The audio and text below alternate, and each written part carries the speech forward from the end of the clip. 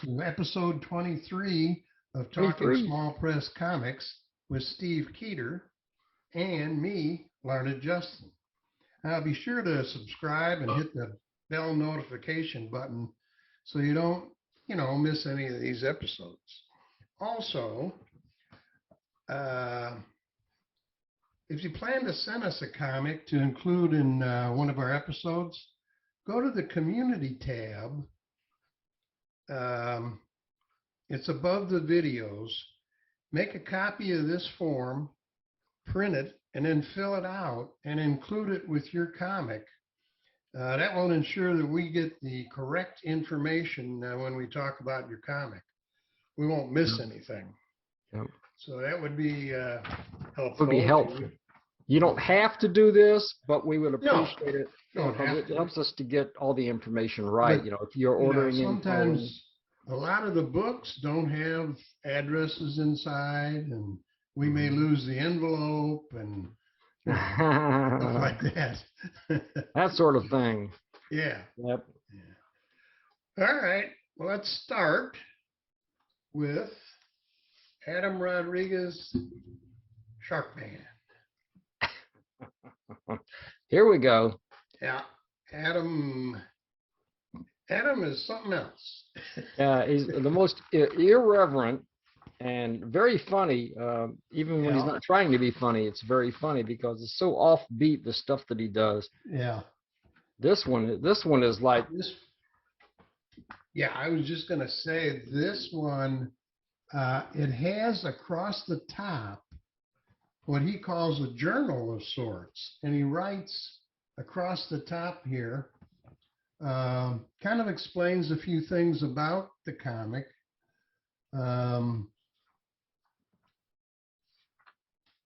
And he also had a friend by the name of Ronnie James Dio, who was a musician. Ronnie James Dio, and that influenced, heavy metal guy.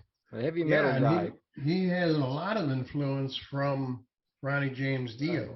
And Dio was a huge, he was huge in the heavy metal scene, in the 70s and 80s, and he was even Deep Purple for like one album. Was he? That I didn't know, but he does have. Yeah, he's a for real rocker who passed away. He did pass away, and he has a little article in the back about Ronnie James Dio. Yeah, and, heck of a guitar player. But this is a real psychedelic comic. I mean, the guy, the protagonist of the story is doing magic mushrooms, and you don't know exactly if what he's seeing is real or not, but you suspect it is. He ends up he has a vision.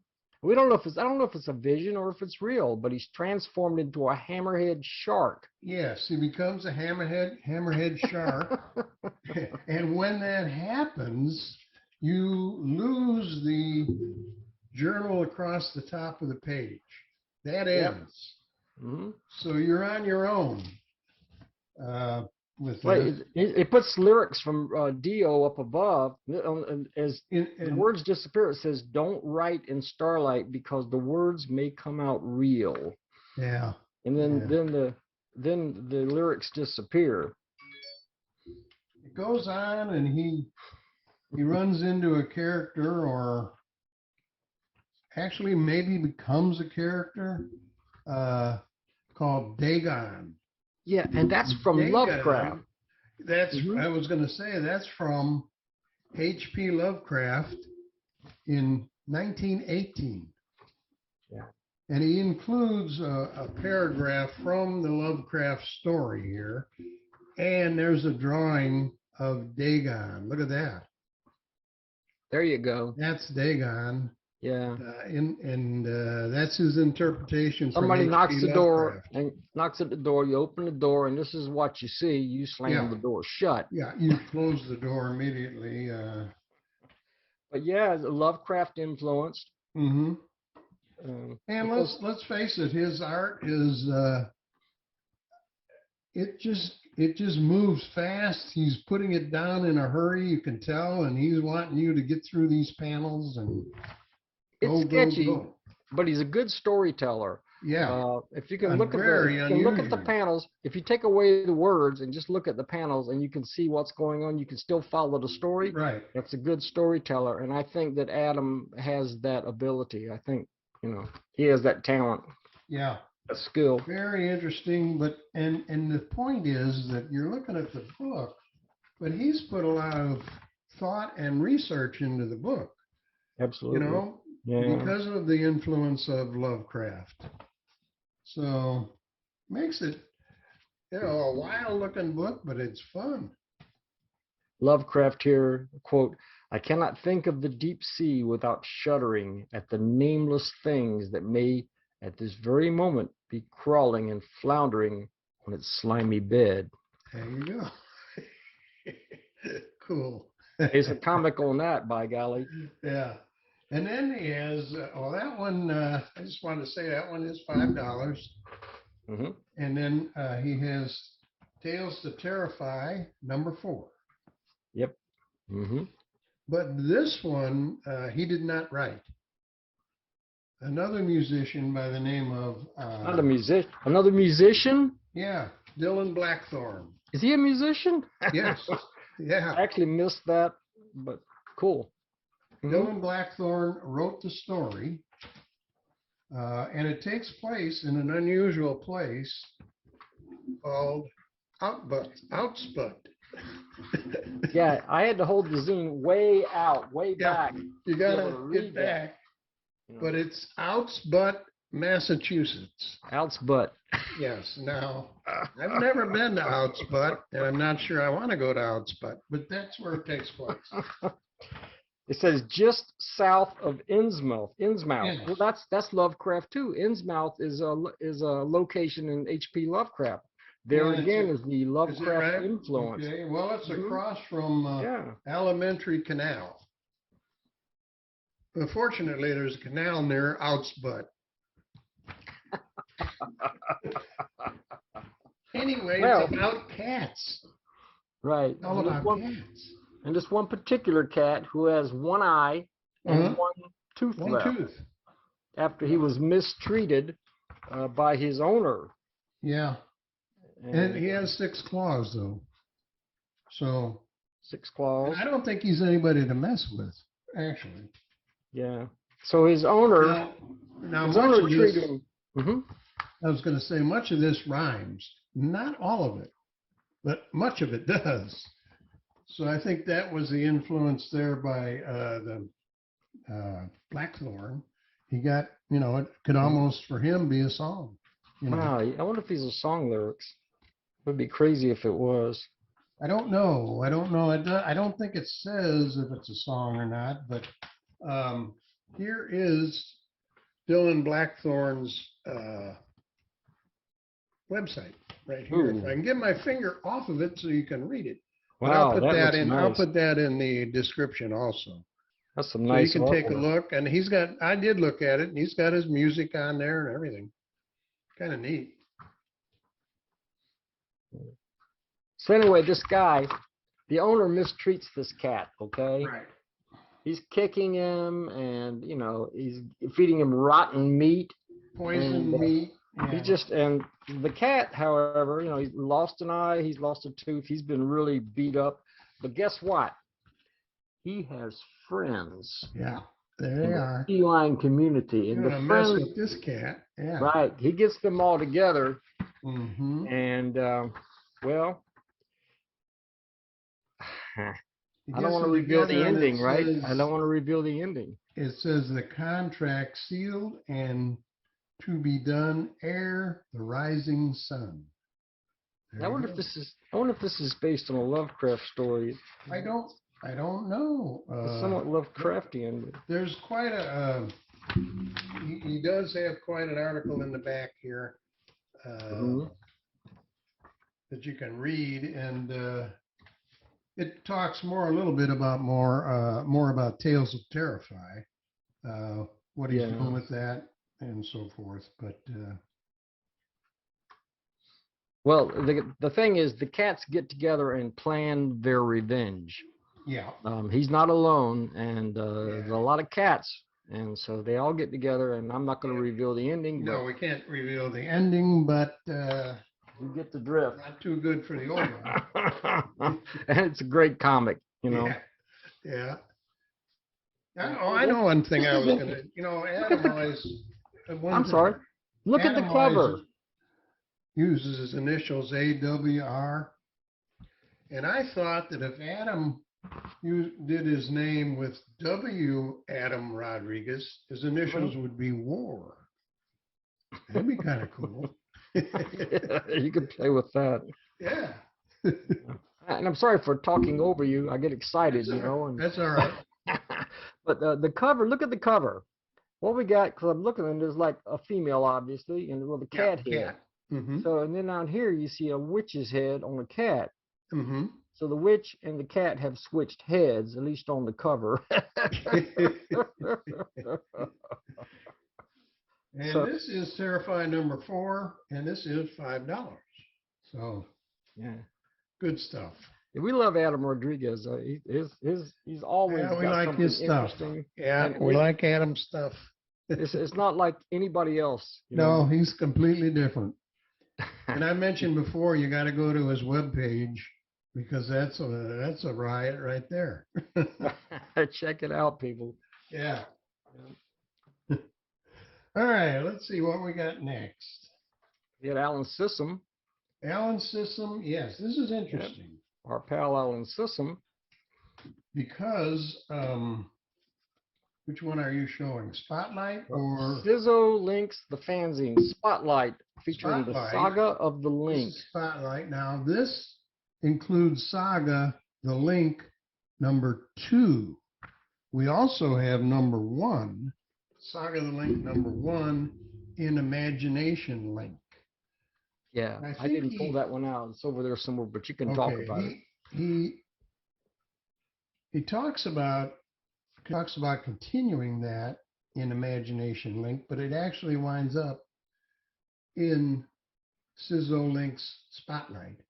He kind of changed his course. So Alan is always changing his plans and trying different things.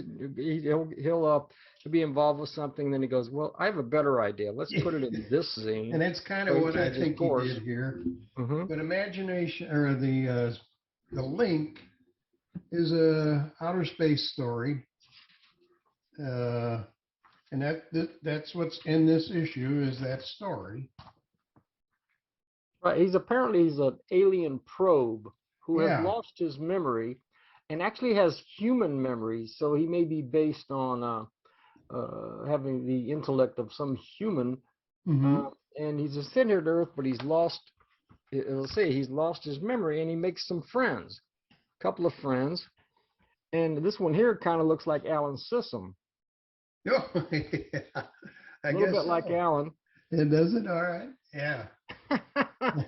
Alan, is that based on you? I don't know, but it kind of looks like you. And yeah. So, he's trying to remember who he is and where he came from. Mm-hmm. And so it's a very interesting science fiction sort of story. And like I say, that continues on into the Spotlight. Yeah. Now I'm trying to see, but meanwhile, the people who created him, these weird-looking space aliens. Yes, they're in the second story. Yeah.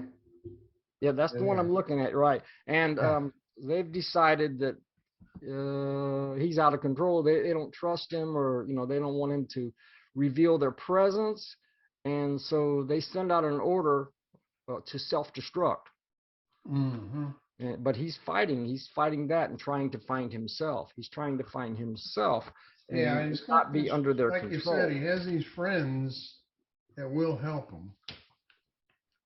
It's a cool story. It's really cool. Alan's art's really nice here.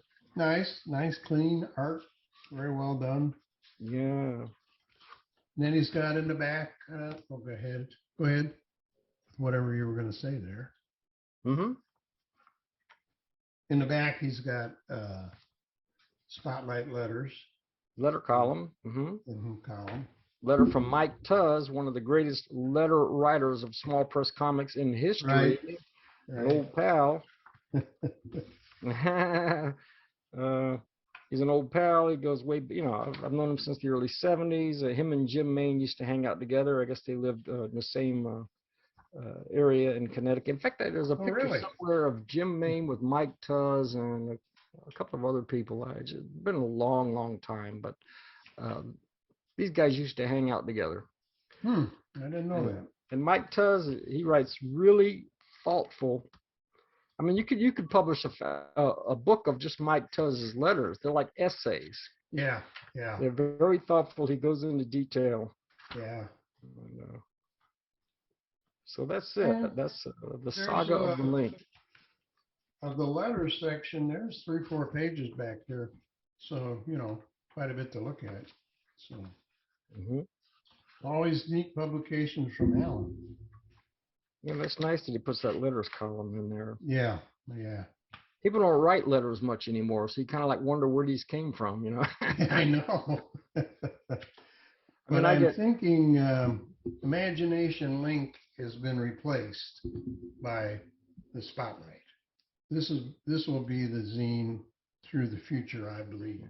Looks if I that understood way. that right. Looks that way. Yeah. This is number 21 of this one. Yeah. But this is from 2021 and this is from 2022. Yeah, so he started in one book and he continues it in another book. I've done that before too. I don't think he's doing this one anymore. If I got that all wrong, then that's Alan will let us know. Yeah. So yeah, great book. And what do we got next, Steve? We got a lot of stuff here from one of the most talented guys I've ever known, whom I've known for 50-some years, and he Steve Shipley. Old pal, and he and I share the same birthday. We were both born on April 20th. Not April Fool's Day? No. Oh. We have the same birthday, and we both say yep, yep, yep a lot. So, yep, yep, yep. Okay. If you ever seen his videos, yep, yep, yep. So, but an old pal, one of the greats of small press, really, in my mind. He published Dynamite back in the 1970s, which I did work for. I used to draw a lot, and I drew comic strips for that one. Matt Feazell, his first work, I believe, was published in Dynamite. Oh, okay. There were 9 issues of that back in the 70s. It was a Ditto zine. And it introduced the Oracle Agents, a superhero group, and a lot of other really cool characters. And Steve is doing it. He's still doing it 5 decades later, and doing it better than ever. Better than ever. I know Steve mostly. Well, I think I was in a group, a vlogging group with Steve, and then also I know him mostly from his Facebook. Because he publishes numerous watercolor paintings and drawings and all kinds of stuff on Facebook that are really neat. And I didn't really realize he did comics. Yeah, the stuff on Facebook that he does, the color work. But here is Space Sheriff #1. Yeah. And you get a Western. #1 and 2. Yeah, you get a Western and also a space story. Science fiction Western. Yeah, science fiction Western. And there's a pretty girl in it. And absolutely. A pretty Native American lady. The main character is found out in the desert, laying in the desert, and didn't know what happened to him.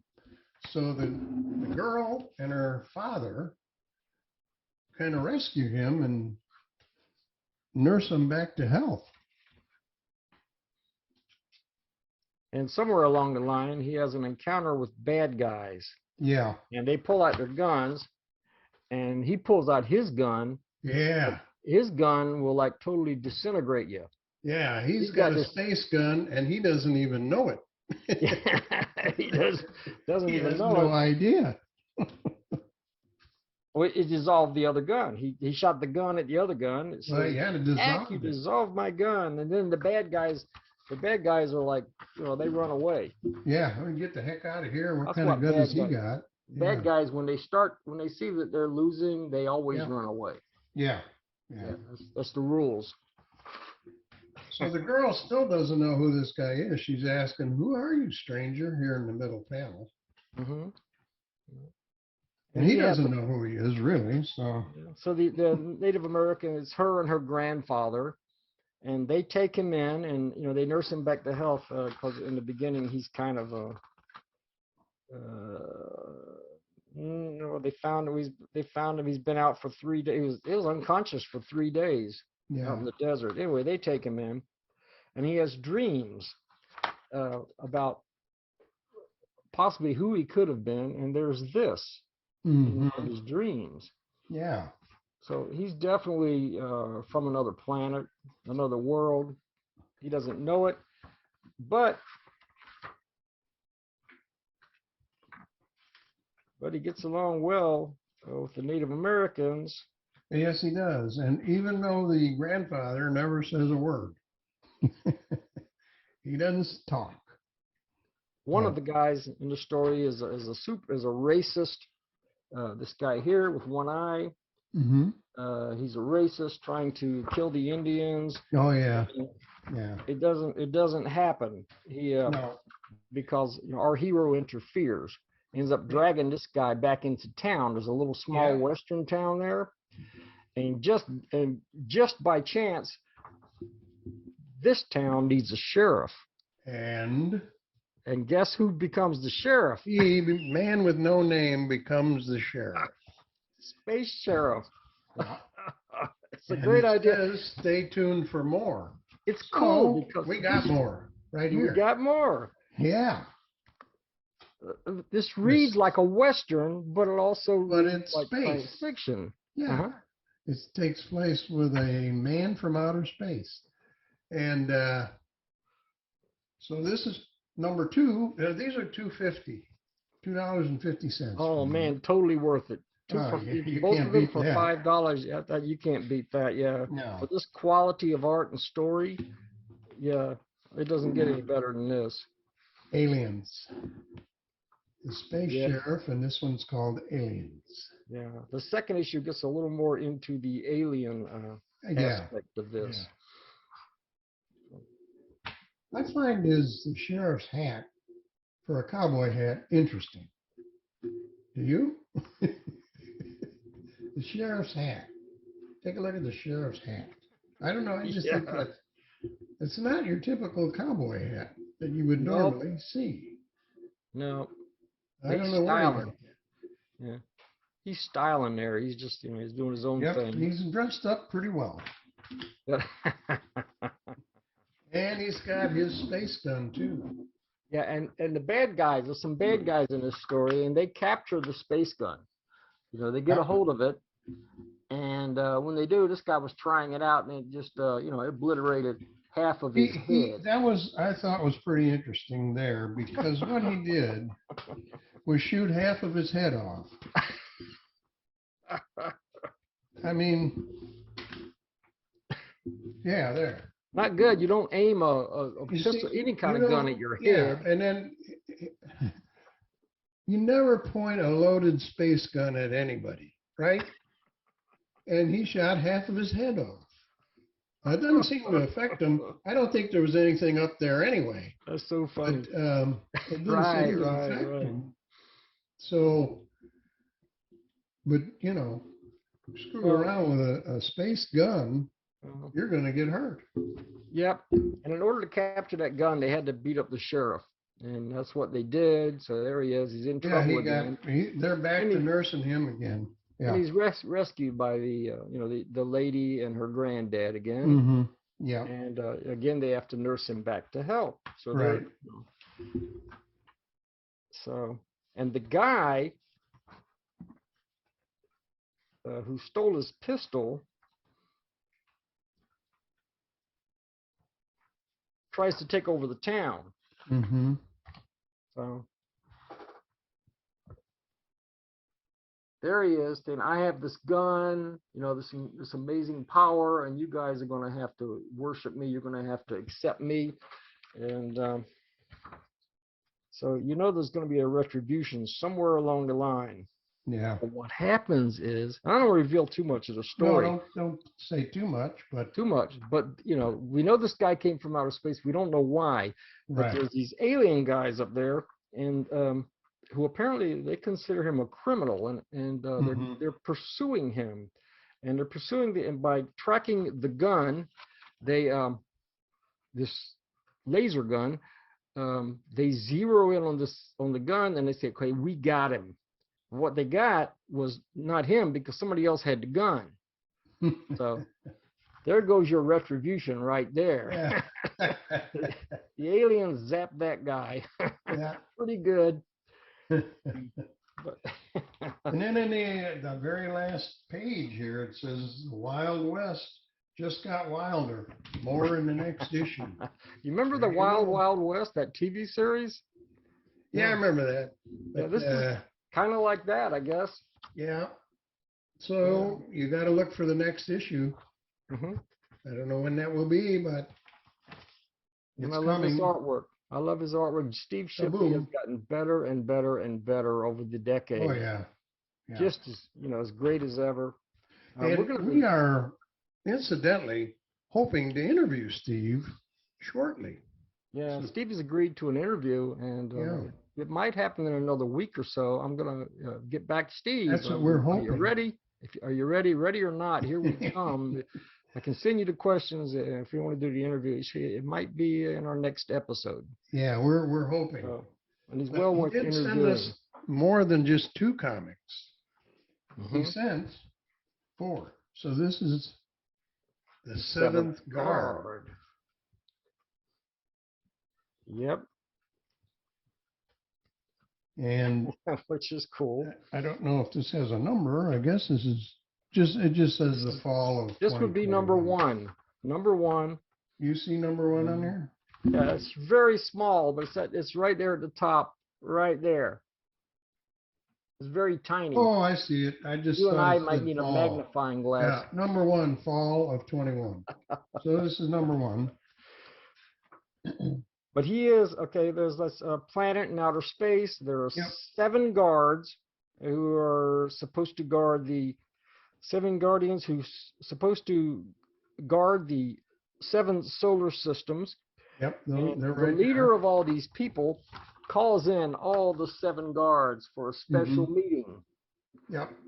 And they show up, only one's missing. There's only 6 guards. Like, what the heck? And there he is. There's the 7th guard, and he slept late. Yeah. He just happened to sleep late, so he didn't make it to the meeting. He overslept and missed the doggone meeting. I mean, come on. Next thing you know, they send him. They send him to the planet Earth. You know. Yeah. For a really difficult mission. You know, I guess they're kind of, you know, this is what you get for missing the meeting.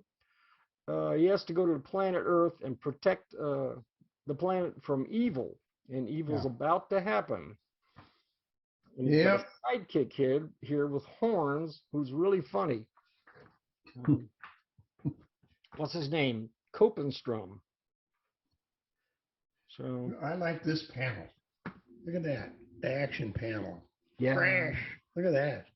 Yeah. That is cool. That's superb. That's excellent. Yeah. Oh my gosh. I like the screens that Steve is using. He does stuff in color that's magnificent. Yeah. There's so much good stuff in this story. I'm anxious to talk to him about how he does all this. Yeah. Because I know some of it he does on a computer, but I don't know how much, you know. So these guys, so they're trapped, so they're on the planet Earth, and things aren't necessarily going all that well. They meet a lady, and she takes them into her home. She doesn't really know what she's doing. You know, she's planning on calling 911, and there she is. She meets these guys. She thinks they're like guys in Halloween costumes. She doesn't know what's going on, you know, until giant robots and monsters attack. And so Copenstrom, well, that's what I was going to say. I think his name is Copenstrom. Copenstrom. She says, make yourself at home. What are you guys really up to? And he says, well, you're kind of attractive for an earthling. Are you interested in mating? Yeah, and the seventh guard, this guy, he says, stop it.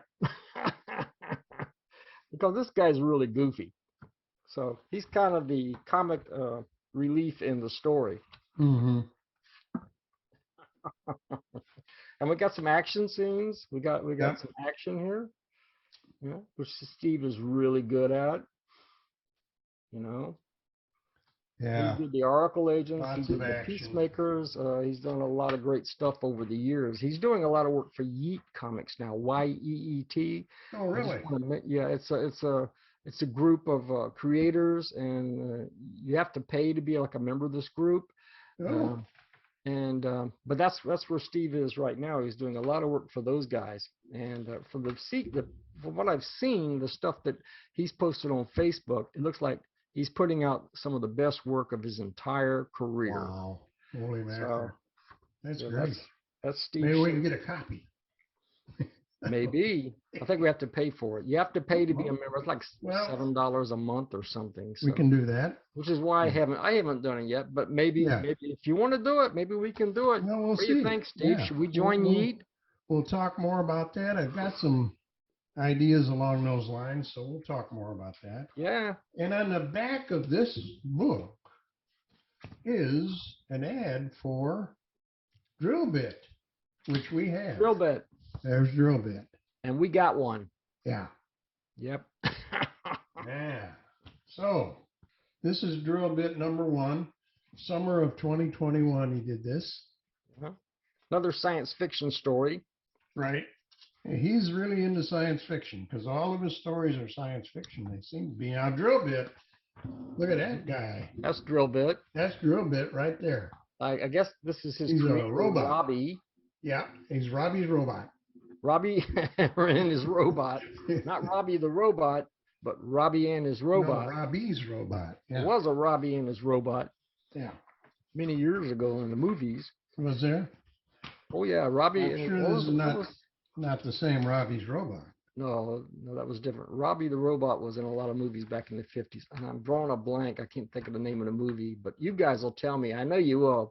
I know you're going to tell me in the comments below. How can you forget that, Steve? It's one of the greatest science fiction films of all time. Robbie the robot, but I'm drawing a blank. That's what happens when you get a little older, 66. And a villain appears in here, right here. Yes, a very nasty he's, sort of a guy. Yeah, I was looking for his name, but I didn't quite see it here. Anyway, he's the villain. Yeah, he talks like a villain. Interesting how villains always laugh. Ho, ho, ho, ho, ho. So he says, and a couple silly more man, someone will win this time and someone will lose, and you will be the loser. Ho, ho, ho, ho, ho. A very dastardly villain. Action. Look at the action. Mm-hmm. Boom. Yeah. Pow. And I wouldn't mess with that robot. Look at that. I mean, you're messing with the wrong guy if you mess with him. That's right. And there comes a point where they have to use public transportation. That always happens. Yeah. So they're getting on the subway here. But the robot is too big. big. A giant robot. Yeah. He's too big, so he, they just take his head off, and Robbie sits there with his head in his lap. Yeah, he has to hold the guy's head. Yeah. Interesting. Nice. That's convenient when you have a friend who's a robot. And he's big, but you can still take him with you if you take his head That's right. off. That's right. Just take the head off. Yeah. Come on, Steve. Anyway, just a great comic. Really cool. And then at the end, the robot says, Yep. We're not evil, are we, Robbie? And he says, no, Drill Bit. We are not perfect. No one is. Yeah. We are not evil, and they're just different. So there they are at the end, just sitting there, pals, with that camaraderie. You will soon find out what evil men can be, is what it says. So that means that number 2 is coming along. There you go. I'm sure. An excellent first issue. Much enjoyed. And up next is an amazing, I don't know what, from Floyd Lewis. Uh-oh. I'm not sure of all this, but we're going to talk about it. This is called Bat Manga, right here. Manga.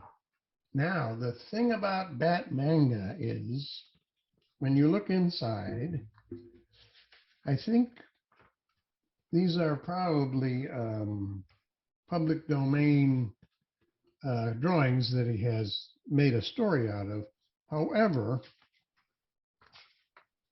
the story is in Japanese. Right. Now, Steve does not read Japanese, so he's at a huge advantage trying to review this. He's disadvantaged. As for me, I have no idea what it says. But there it is. It's just hieroglyphics. Yeah. Now, how do you read Japanese? Do you read Japanese like this? Oh my gosh. Only an advanced race of beings could have invented such an incredibly complex language. Yeah.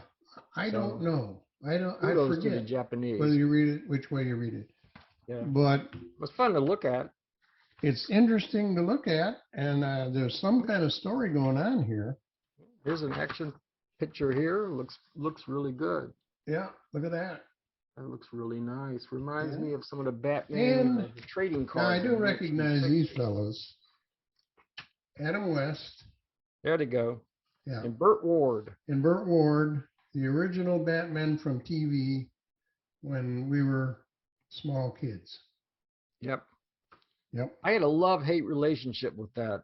I loved it, because it was cool. Tongue in cheek, Batman and Robin. Yeah, but it was so corny. It was so camp. Yeah. In a way, I thought, at that time, it was like, we were, as a young person, I used to tell people I read comics, but I was just a kid, right? And they were like, oh, you read funny books. They didn't have any respect at all for them. It's just something you read and toss in the trash. Throw away. Exactly. And at that time, and I was, like me and a lot of other comic book fans were a little sensitive to that. Yeah. And the campy Batman, it was like it wasn't, in a way, it was like it wasn't respecting the character. It was making fun of the character.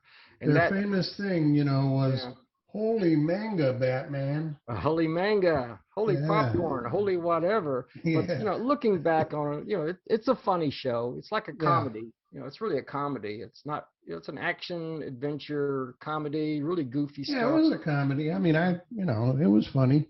But I do have fond memories of that show. I mean, it was a lot of fun. I think I used to watch it all the time.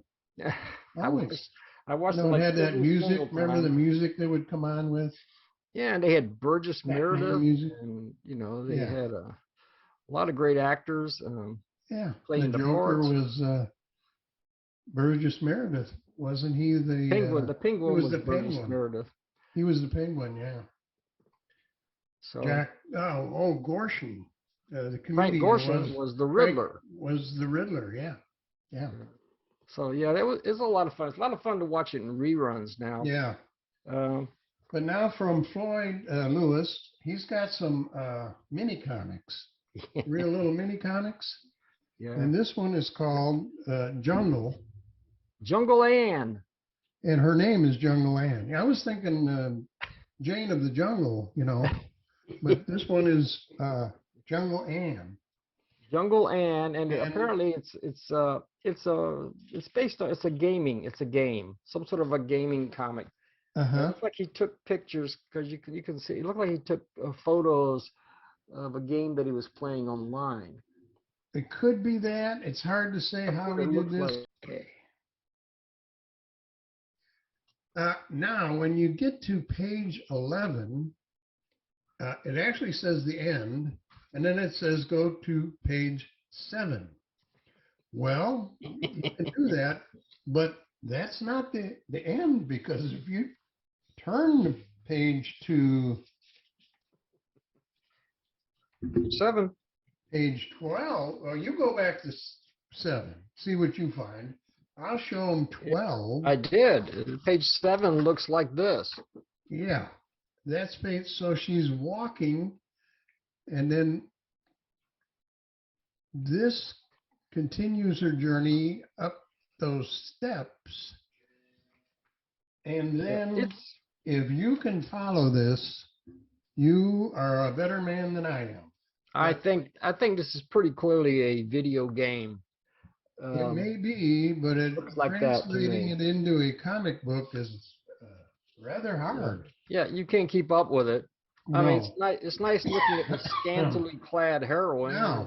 Yeah. Jungle Ann. But you do get a key. Yes. You have found the key. The tower is locked. You must find the key. Door. So now you got to take this key and go to the tower door and unlock it. Yep. That's on page 8. It says. So let's go back to page 8. This is a lot of work now. There's the tower on page 8. And you have the key to unlock it now. Yeah. I don't know how you do it, though, but you have it. Nice graphics. Yeah. I don't know where he got the graphics. You get through all of this at the end, it says, ta-da! Exactly what it says. You have done it. You're the winner. Yeah. I don't know what all those numbers and everything are, or what that is, but interesting that Floyd chose to publish this as a comic. I would say it is different. And now next up from Floyd, a booklet of general plans. It's very hard to see. Very light. General plans. General plans. It looks like blueprints for the Enterprise. Yes, you've got printing that nobody could read ever inside. And it's pretty light, yeah. So you have that. Yeah. It looks like, it's a spaceship from Star Trek. It's a Star Trek, like Enterprise kind of spaceship. Yeah. And, apparently Floyd just wanted to do this for fun. And I guess, but. And here it is. Looks nice. It's nice, and it's impossible to read, but nice. So we have that, and Floyd is so creative. He's bound to have his ups and downs. I mean, there's stuff that he's done. Oh yeah, well, I mean, we enjoy seeing everything he's done. Oh, Cesar Romero. Huh? Hold it. What? I had an inspiration. Oh. We danced around the Joker. The Joker on Batman was Cesar Romero. You are right. And we were both dancing around it. We got Frank Gorshin. Yeah, I was trying to think who the Joker was, and you got it. That's right. 10 minutes later, I come up with the answer. Yeah. Now let's get back to our program.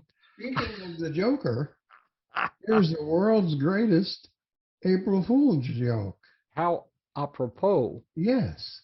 How did we do that? And I didn't know about this. This is it. And what it is a whole bunch of mainstream cartoonists. Sunday newspaper comics. The Sunday newspaper comics, and apparently according to this, I'd never heard of this before, but in April 1st, 1997, all of these people who do all of these artists who do Sunday newspaper comics fooled the world. Different they changed artists,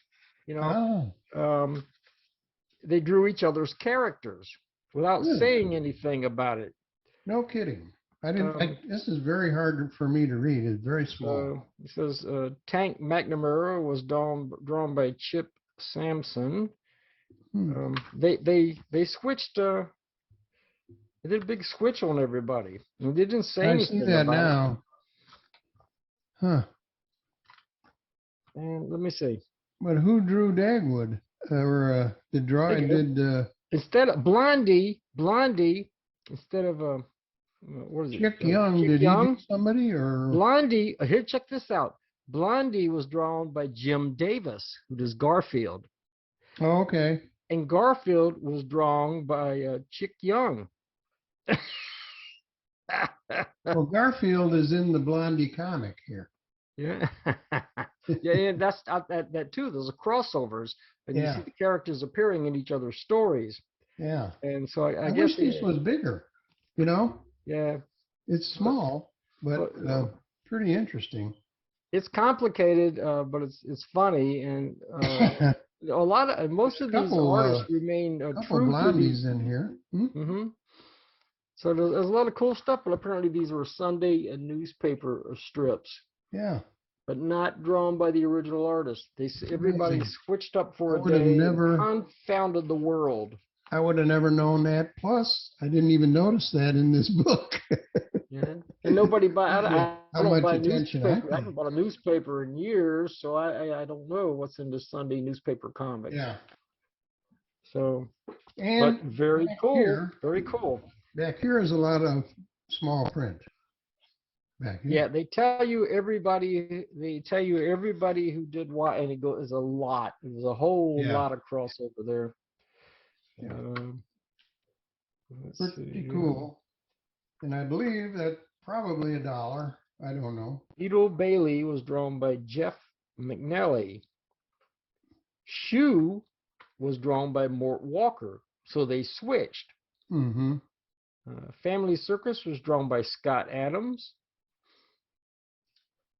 For Better or Worse was drawn by Mike Peters, and on and on and on. And he collected all these into a little mini comic, which is cool to have. It's really cool to have. Yeah. Because it captures a moment in history, in the history of comics. And pretty clever. Very cool that he saved that. This was in 1997 they did that. Yeah. Wow. I had no idea. I wasn't aware of it. No, I wasn't either. But nobody was. I don't think anybody was. Wow. But Floyd was. Floyd caught it, and he captured it out and put it in a little book. Nice going, Floyd. There you go. Yeah. So thanks, Floyd. We appreciate that. Yeah. So we've come to the end of another episode, actually. Yes. Parting is such sweet sorrow. I got Jim Maine's latest. And Steve didn't get his yet. So we decided not to include it in this show. We're going to put it in the next show so that we can both look at it. But I got the PDF, but it's better to have the hard copy. Yeah. Yeah. Thanks a bunch to Jim for sending it, and we will talk about it next time. Yeah. And we may have an interview with Steve Shipley next time as well. I don't know how we'll see. Exactly do that, but we'll do something. I'm sure. We'll work it out. Yeah, we always manage to bungle our way through things and get to it. So 43 episodes. You all next time. Oh yeah, I just want to say something. Okay, then we will see you this time. 22. Our last episode got like 224 views. Yes. The last we are time excited. We have over 220 views on the last video. The one before that is up to over 113. Somebody's looking at these. They must not have anything else to do. Yeah, somebody share these. If you guys want to share our videos and help us to to achieve our potential promoting the Small Press Comics network, feel free to let other people know and share the link. Share the link, sure. And we're very honored and happy that you're doing that. So and send us your comics if you're a creator. We'll sure put it on here and try and give you the best look we can. We enjoy doing it, so you send them, we'll show them. There you go. All right. See you next time. Adios.